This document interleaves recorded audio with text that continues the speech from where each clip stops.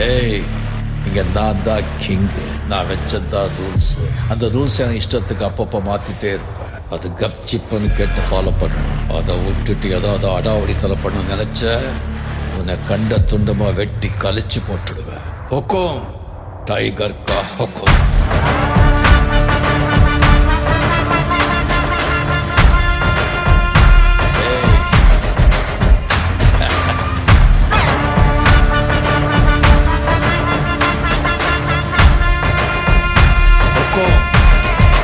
tiger